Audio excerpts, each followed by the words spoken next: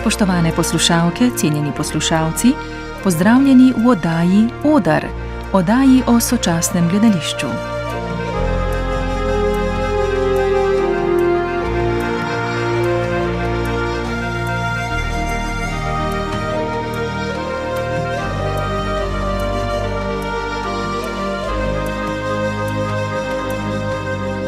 V današnji oddaji gostim ustvarjalke in ustvarjalca predstave Jaz, David, ki je nastala kot magistrska produkcijska predstava programa gledališke režije na AGRFT v Ljubljani v koprodukciji z Masko Ljubljana. Predstava je nastala po resnični zgodbi Davida Reimerja in v središče postavlja vprašanje družbenega spola in spolne identitete. Ustvarjalci v gledališkem listu zapišejo: če je spol normativna kategorija, opredeljena s civilizacijskimi pričakovanji, potem predoči tudi obstoj teles onkraj, teles, ki se tako ali drugače ne uvrščajo v tisto, kar je definirano kot normativ. O procesu ustvarjanja in poglabljanja v obravnavano temo se bom pogovarjala z režiserjem predstave Gabrielom Lazičem, Nastjo Uršulo Virk, soustvarjalko besedila in dramaturginjo, ter Kajo Petrovič, igralko v predstavi. Pozdravljeni. Živja.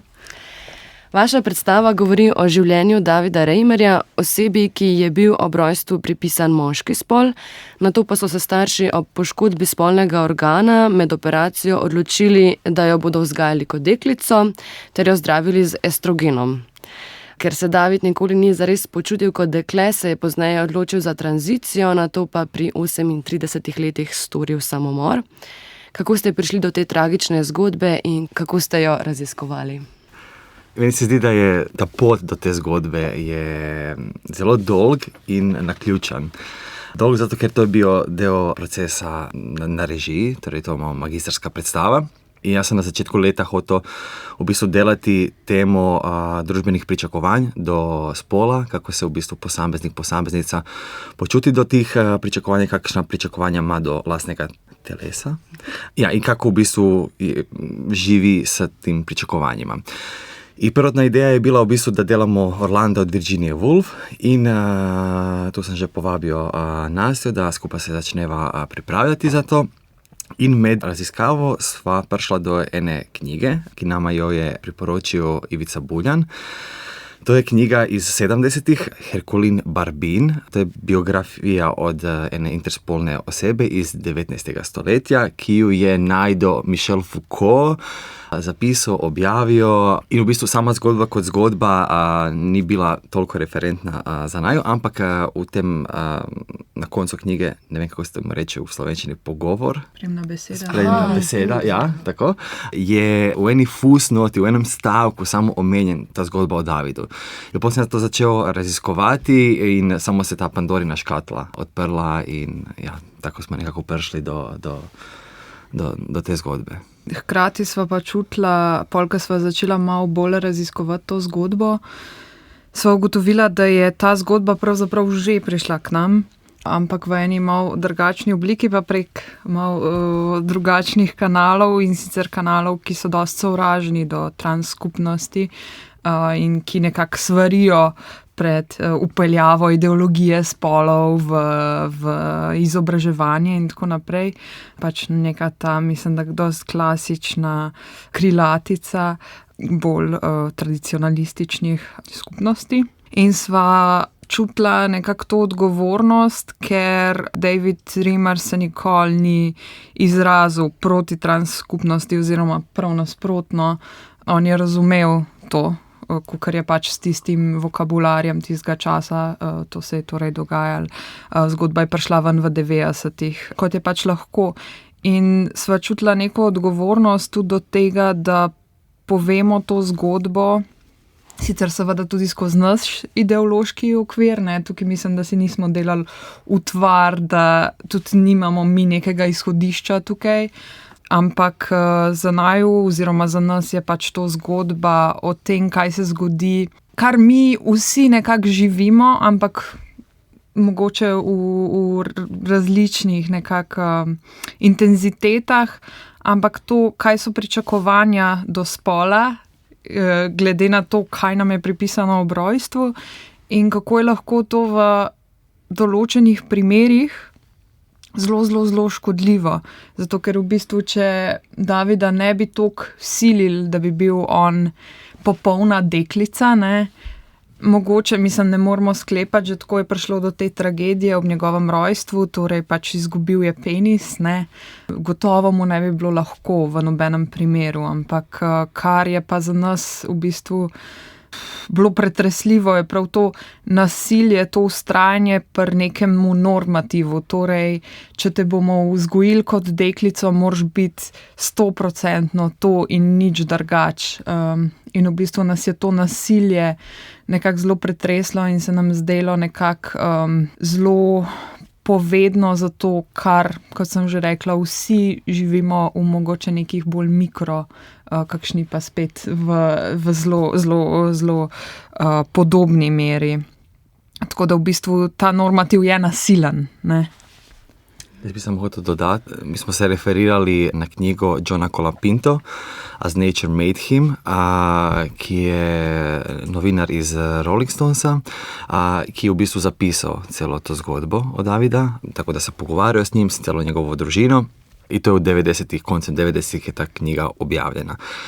Tako da to je bila nama neki glavni referentni vstop v to zgodbo, tamo smo v bistvu največ informacij pobirali iz te knjige. Ono, kar je problematično pri tej knjigi, je tudi to, iz katerega ideološkega spektra je napisana ta knjiga. Torej nekako se skozi celo to knjigo govori o nature versus nurture, torej kako bi to prevedel? Narava proti družba. Ja, tako. In v bistvu dr. Mani, zdravnik, ki je v bistvu priporočil staršema, da operirajo Davida, in ki je bil tam ta glavni hudiček, ki je vse to počel s tima otrokoma, kar je počel. On je bil bolj na tej strani nurture, ki v bistvu zastupa, da je spol izključno družbeni konstrukt, da on nima nobenega vpliva, narava, da nima nobenega vpliva do spola in občutka spolnosti. Z druge pa strane je bil nature, ki ga je zastupal Milton Diamond, drugi zdravnik, ki govori, da je spol izključno genetski, naravni pojav in da družba ne more vplivati na to. In nekako se John Colapinto, ta novinar, ki je zapisal to biografijo, se bolj naslanja na to stran nature od Diamonda in z te neke perspektive je pisano to. In mi dva s Nastjo v bistvu sva hotela nekako iti ven te binarnosti. Nam se zdelo, da če je vokabular samo znotraj te binarnosti, v bistvu ne morem povedati to zgodbo, ker bomo spet ostali v tem nekem vokabularu, ki je zdaj že malo zastarel, gender studies, feminizem in to se je šlo naprej od tega in nekako sva hotela dati svojo neko perspektivo vsemu temu in predvsem na podlagi teorije filozofije Judith Butler povedati to zgodbo, ki v bistvu, ona sama v bistvu omenja, da rabimo nekako se dvignuti nad te dve kategorije in iz te neke tretje perspektive gledati na spol. Kako pa je potem nastajalo besedilo? Ste ga pisali skupaj, vidva skupaj? Kako je prišlo do njega? Večino besedila sva kar midva z Gabrielom pravzaprav bolkane skolažirala pa iz različnih virov, no, tako da je bil res ta mogoče standard dokumentarni pristop, kjer sva raziskovala vire, ki so nama pač bili na voljo in potem nekako za prvi pa drugi del, za prvi del predstave, torej pred pavzo, midva sva nekako to razdelila predstavo v 3 dejanja v grobem in za te prvi 2 dejanji, kjer mi govorimo o zgodbi staršev in o v bistvu pogledu doktorja Manja, pa kaj se je v bistvu dogajalo v njegovi ordinaciji, sva se v bistvu pretežno res naslanjala na to knjigo Johna Colapinta, ki je sicer tudi prevedena v slovenščino, ampak midva sva se v bistvu kar na angleški original naslanjala. Potem pa za tretji del sva pa v bistvu si dovolila, mislim, da je tretji del najbolj nekako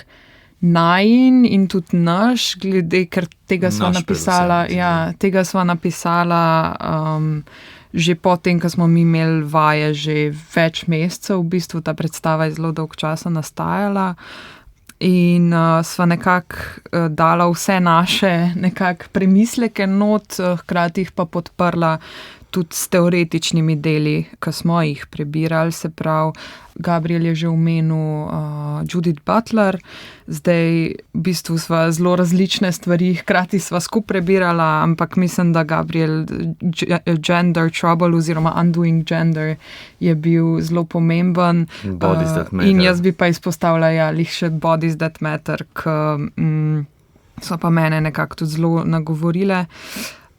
Pa tudi treba je omeniti od Anne Fausto Sterling Sexing the Body. Se pravi, tako v tem tretjem delu sva res si dovolila iti malo širše v teorijo, ki smo jo raziskovali tekom procesa.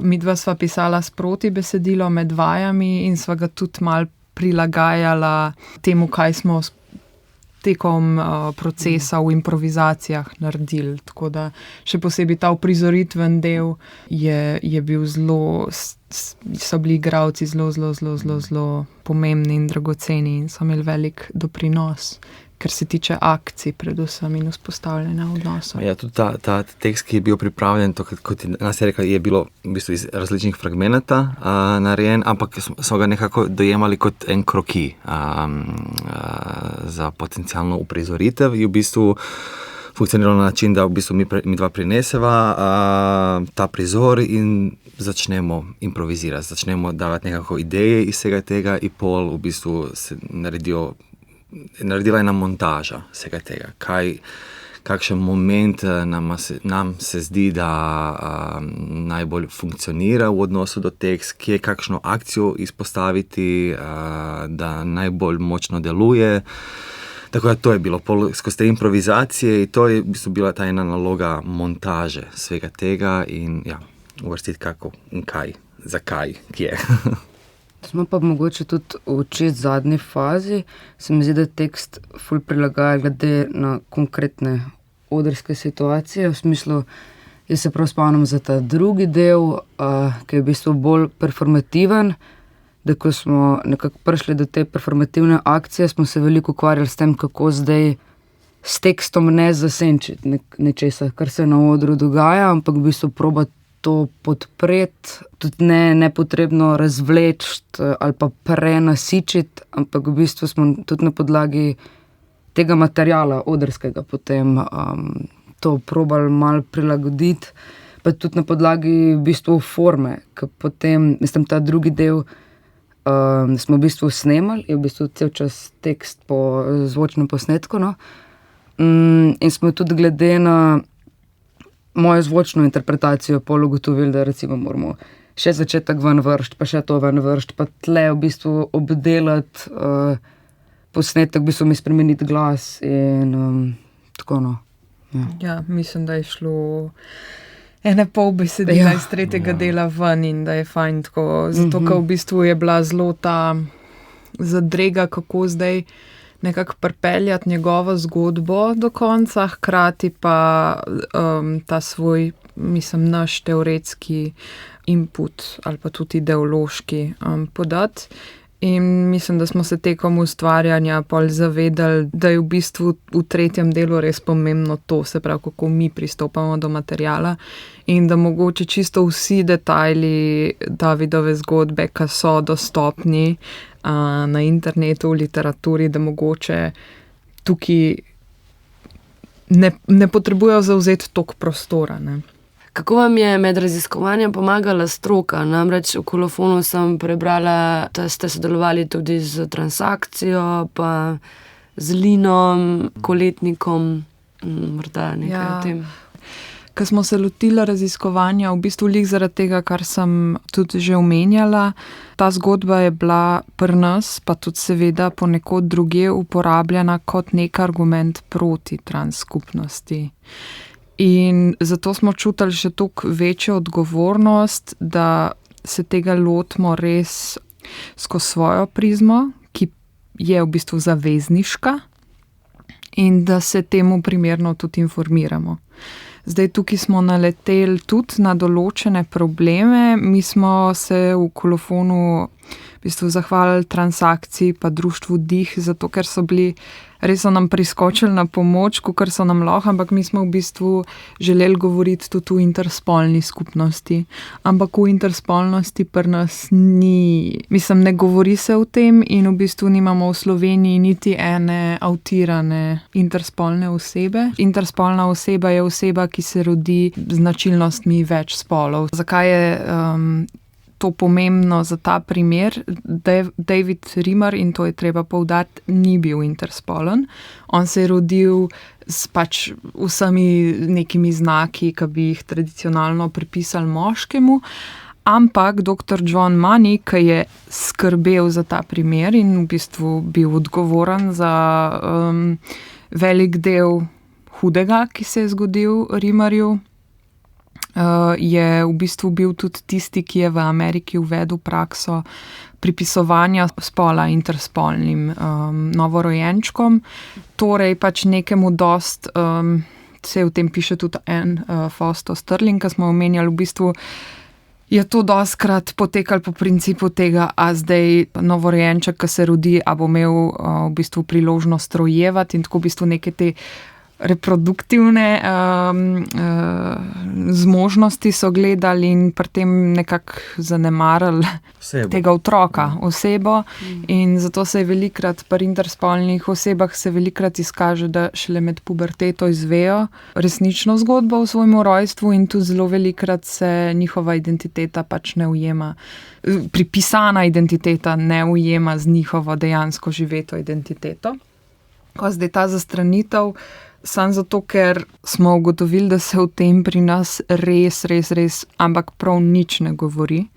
In tudi to je razlog, da nekako mi smo stopali v kontakt z različnimi društvi in smo se nekako tudi želeli pogovarjati s kom iz interspolne skupnosti, tudi čisto anonimno pa tako, ampak v bistvu nekako niti ne obstaja to zaupanje še, zato ker se o tem toliko ne govori, da popolnoma razumem interspolne osebe, da nekako se ne želijo izpostavljati. No. Tako da nismo žal dobili nikogar.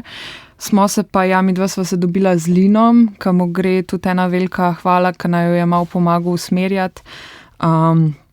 On je tudi sodeloval pri posebnem poročilu o pravicah interspolnih pri nas v Sloveniji in širše, in sva v bistvu tudi to poročilo imela priložnost prebrati, je na internetu dostopno. Nekako smo si skozi to pol nekako širili, se izobraževali in tako.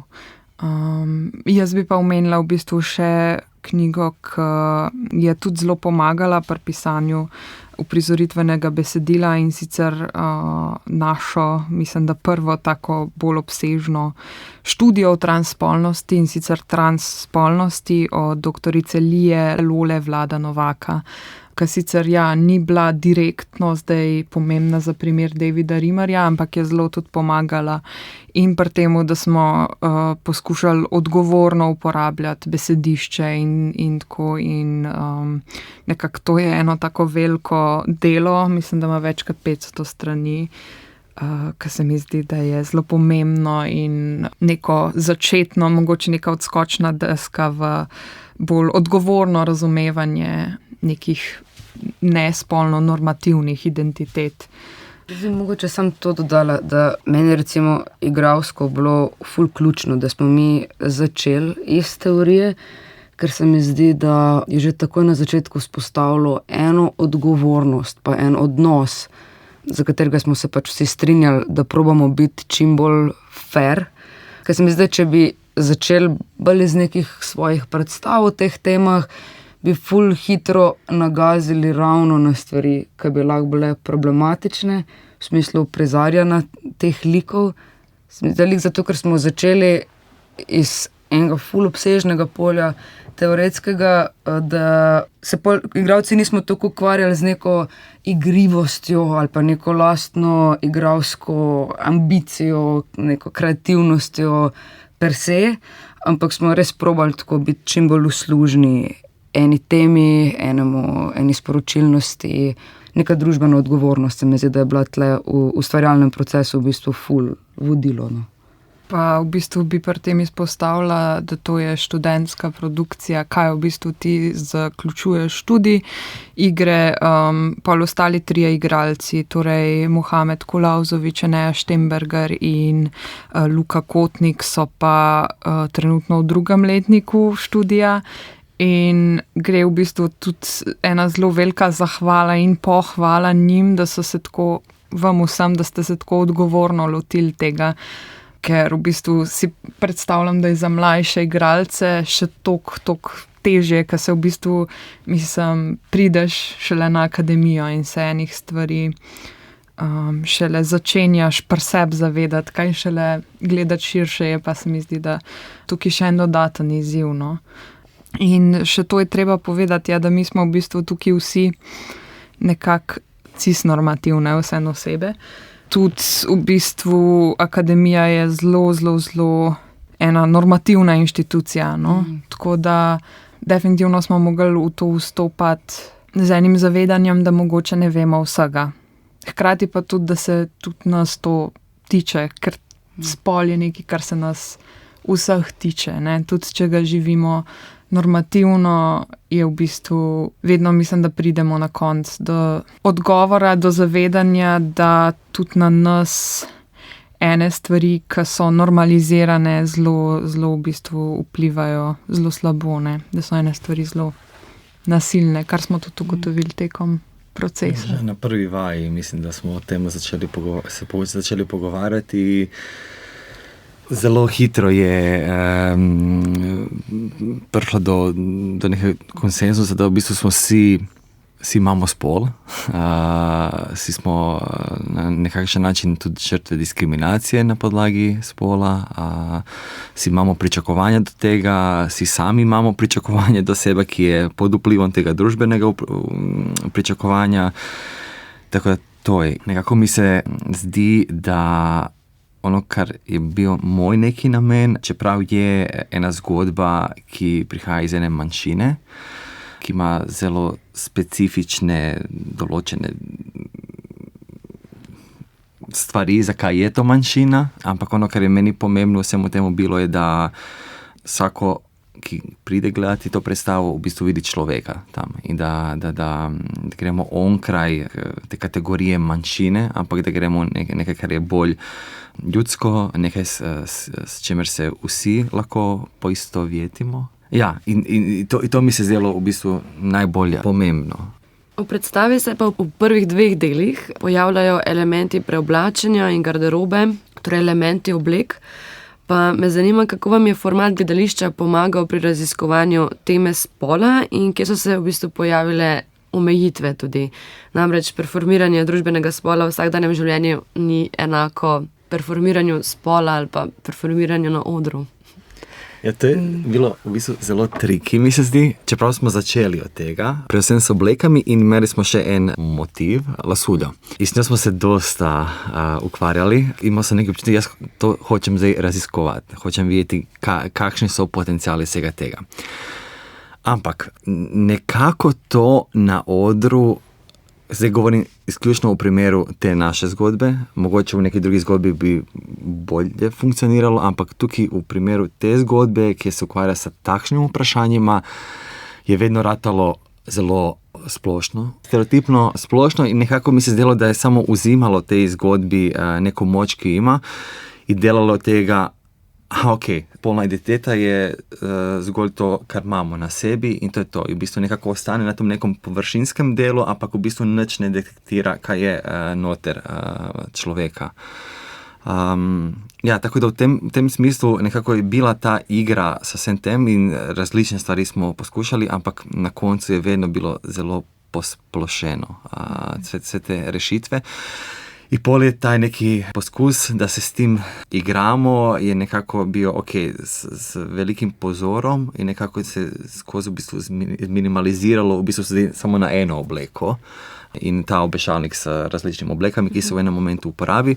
Ampak nismo hoteli iti v to ne vem, zdaj rečem klasično preoblačenje na odru, kar pomeni tako malo šekspirijanski, da moški v ženske, ženske v moški, pa v moške, kar je v bistvu ustvarja en določen efekt, mogoče v nekim komedijama, če se zdaj koncentriram na Šekspira, ampak kot sem že rekel, v tej naši zgodbi v bistvu mislim, da smo rabili biti zelo prezni do tega. Mislim, se mi zdi, da je preobleka pa ta nek gender bending v bistvu zelo pomemben pa močen moment osvoboditve tudi za queer skupnost in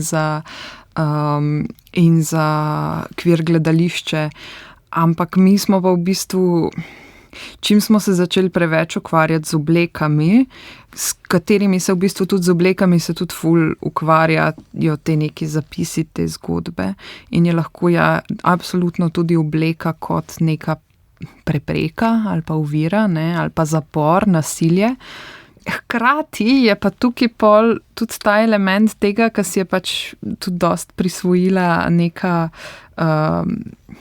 protitrans skupnost in sicer ta nek strah pred dečke bodo dajali v oblekice in pol hitro pridemo v bistvu na ta nekak stereotip, ki pa v bistvu totalno ni tukaj produktiven. Mislim, obleka je lahko mogoče, mislim, definitivno je lahko zapor, ampak je vedno to artikulacija ali pa materializacija enih ideoloških v bistvu pogojev.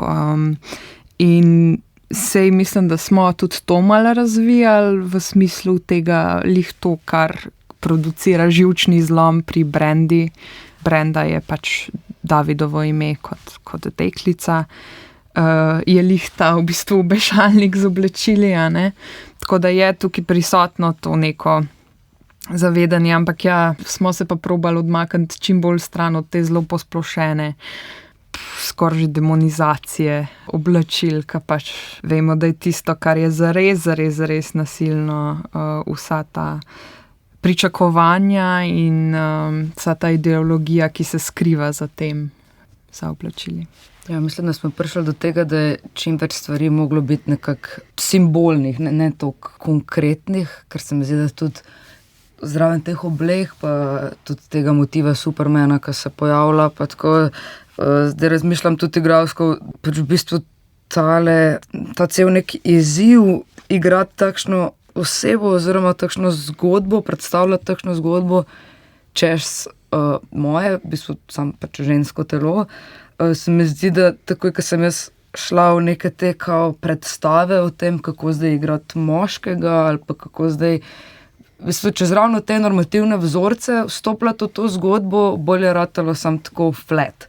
Tako da sem jaz na eni točki tudi ugotovila, da se v bistvu moram točno to, kar mi hočemo s to predstavo, da se moram nekako osvoboditi tega, da je moje telo žensko, da predstavlja moškega, da se treba sam tako ne ukvarjati s tem, čisto v konkretnem, kako zdaj to gledališčiti, ampak enostavno z enimi stvarmi, ki so malo bolj znotraj tega, se pravi z enimi občutki, z enimi stiskami, ki so malo bolj univerzalne in mogoče tako probati v bistvu preko enih simbolov vstopati nekam globljeno.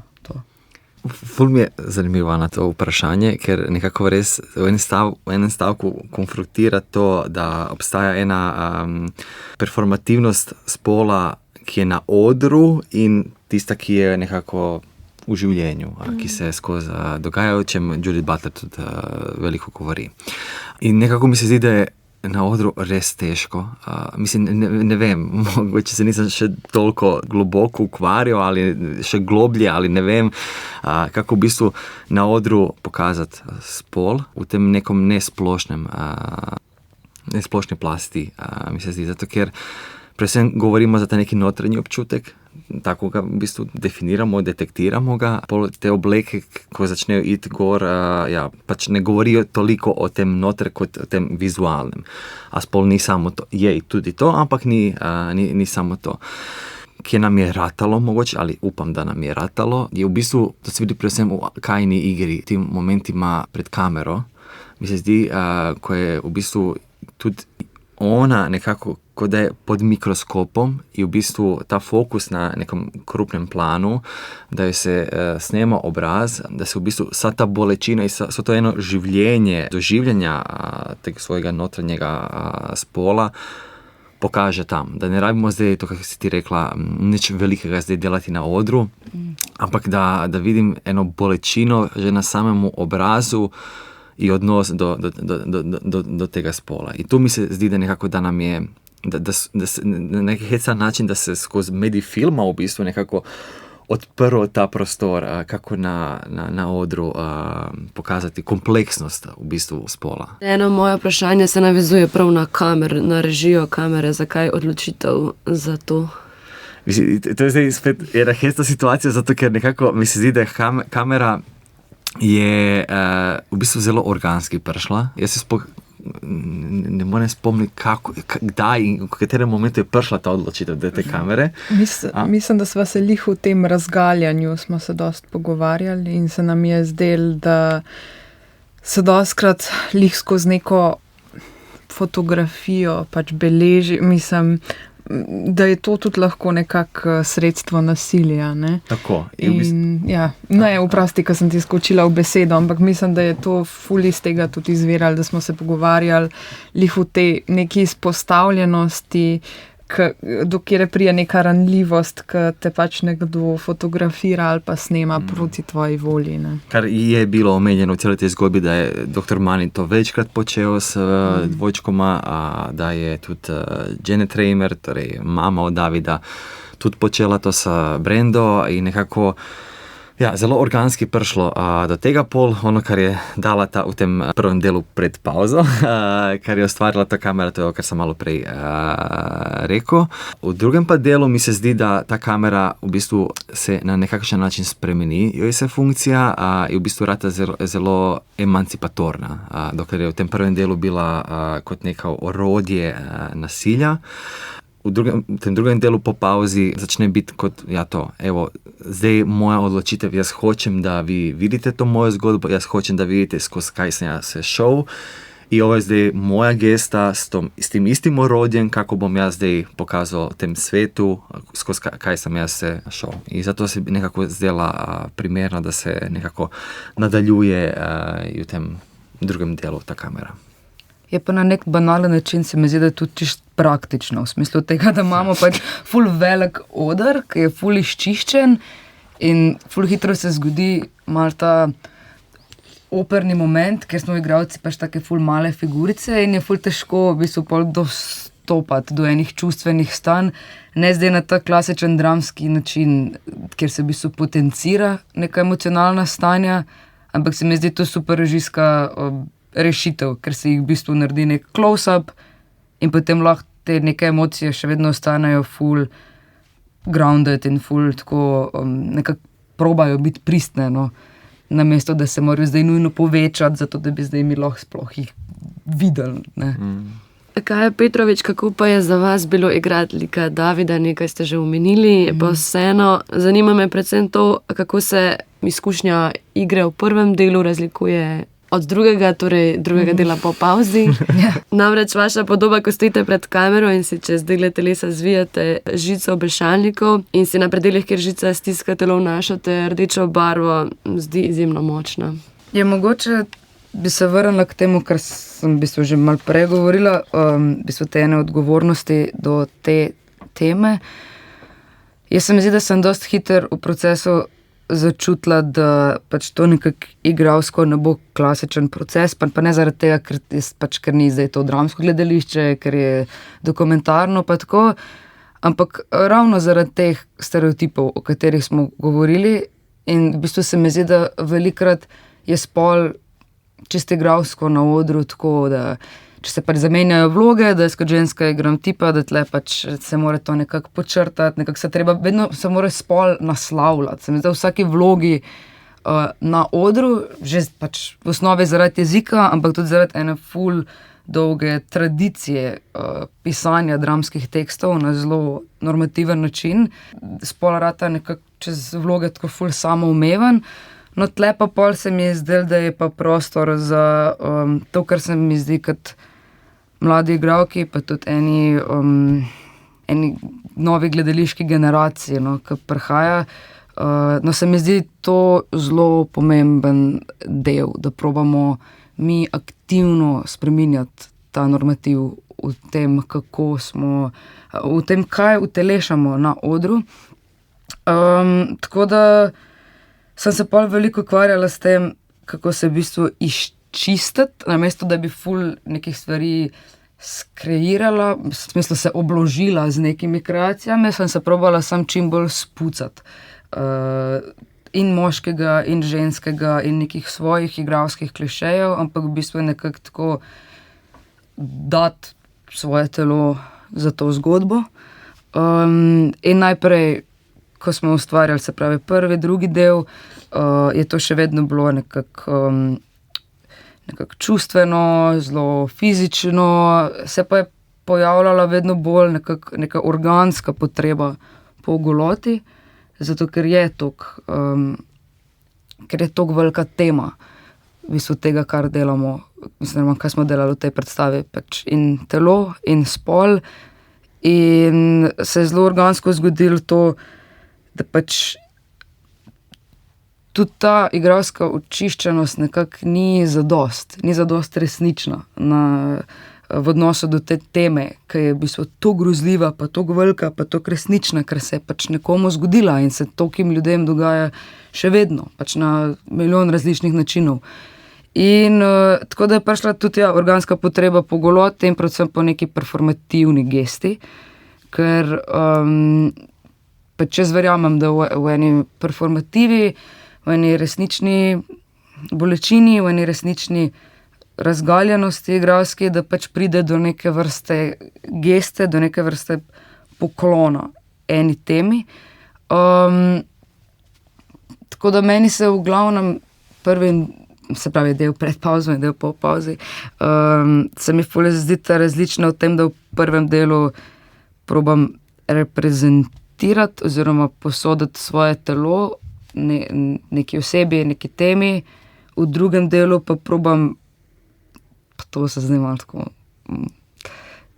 dženzijevsko slišalo se skupaj, ampak na nek način mi je ful spiritualna izkušnja, no, ker probam telo prav tako dati za neko temo, za to, da bi kot gledalec tudi neki spregledal. In se mi zdi, da tudi ta izkušnja golote na odru nikoli ni enostavna.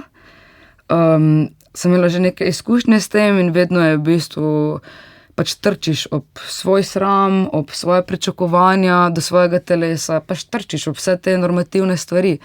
In v tej predstavi se mi je v resnici zdelo najbolj preprosto do zdaj, ker smo se toliko ukvarjali s tem, kako to presešti, da sem jaz zelo toliko prežeta s to temo, da se mi je zdelo, da sem tle najbolj s tem svojim telesom lahko tako, pa to je moje telo, pač ni perfektno, ful ima stvari, s katerimi delam vsak dan, ker imam toliko enih podob tega, kaj bi jaz mogla biti, kaj bi moje telo moglo biti, in se mi zdelo, da tle mi je bilo tako, to je to.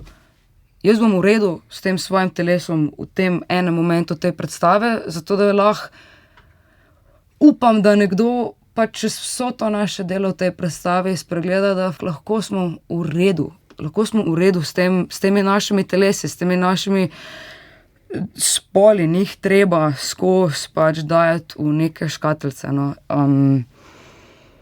Zato bi rekla, da je nekako to spiritualno za meno. Se mi zdi, da mi je bilo tudi zelo pomembno na eni igralski poti, no. Ali pa na čist osebni ravni ukvarjena s svojim telesom. No. Tako odprla se je ena cela Pandorina skrinjica, v bistvu ene bolečine, pa ene jeze, pa enih občutkov, za katere sem vedela, da jih pač imam v odnosu do spola, ampak nisem si mislila, da so v bistvu toliko intenzivni.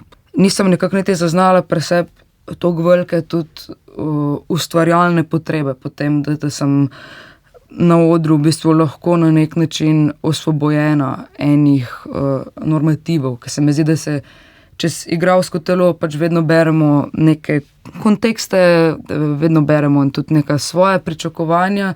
In kot ženska igralka se mi zdi, da nisem se zavedala, koliko močno hlepim po enem prostoru, kjer moje ustvarjalno delo ni direktno vezano na to, da sem ženska, ampak je nekako lahko tudi osvobojeno spola in se lahko nekako dvigne na eno, podobno kot si prej rekel za Judith Butler, smisel, da se dvigne na te dve kategoriji in lahko pride do ene ustvarjalnosti, ki je v bistvu veliko bolj svobodna, veliko bolj nezaznamovana, neopremljiva, ne moramo je tako hitro dati to nek predalček. No.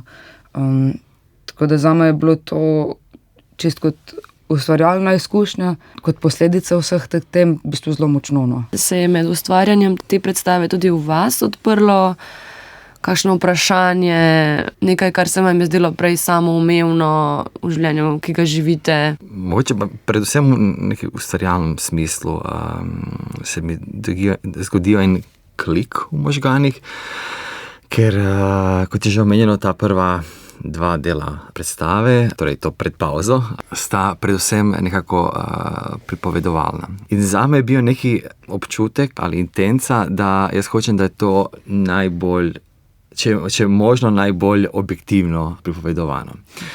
In potem sem v bistvu zelo hitro ugotovil, torej, mislim, poskušali smo mi to, da je to objektivno, ampak vedno, ko je bilo objektivno, v mojim možganima, kaj naj bi bilo objektivno, je vedno ratalo zelo robotski. Torej, brez duha, brez nobenega stava, pač ni bilo dobro.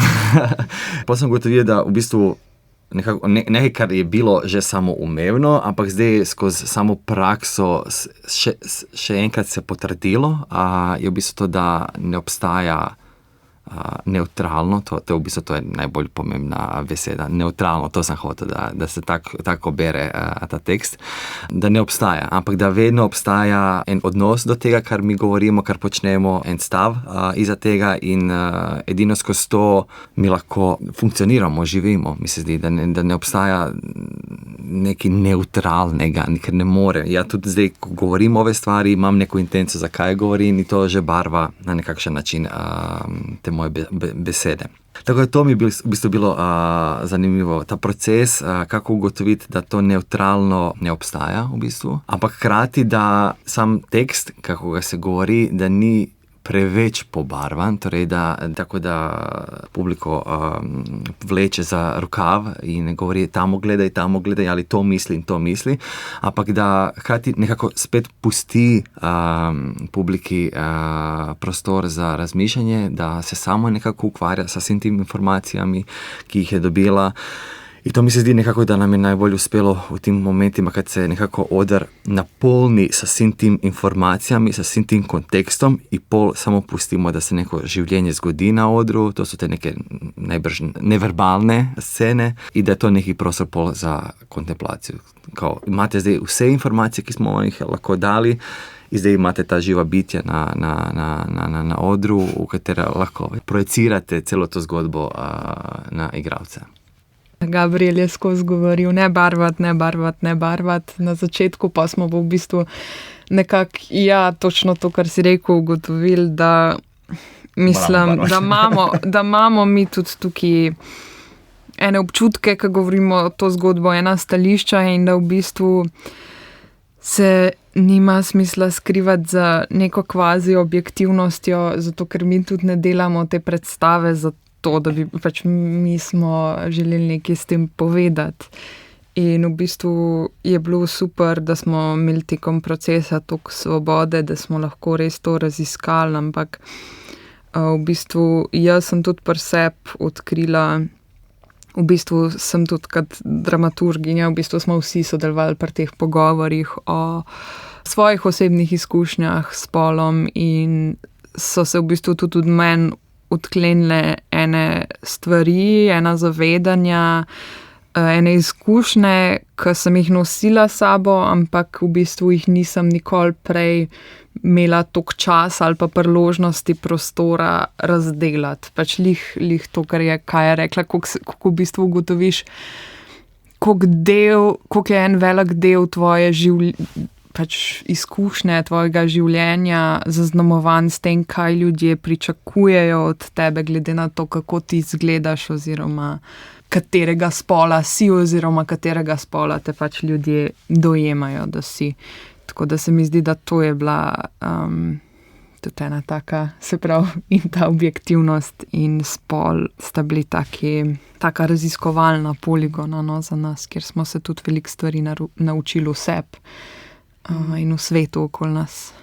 Se pa meni zdi mogoče, če se malo nazaj navežem na to potencialno objektivnost, no, se mi je zdelo pa to vse nekako ključen del procesa, ker se mi zdi, da je marsikatera, mislim, da je past dokumentarnega gledališča ravno to, da ti v bistvu že prideš kot ustvarjalec z nekim ful močnim odnosom ponavadi in potem, da se fulkrat v predstavah zgodi, da se v bistvu potem ta odnos nekako forsira in ko to gledalec proba sprejemati, se v bistvu naredi nek odpor, zato ker pride do nekega moralizma, do nekega že skoraj intelektualnega napada ali pa tudi čustvenega. No.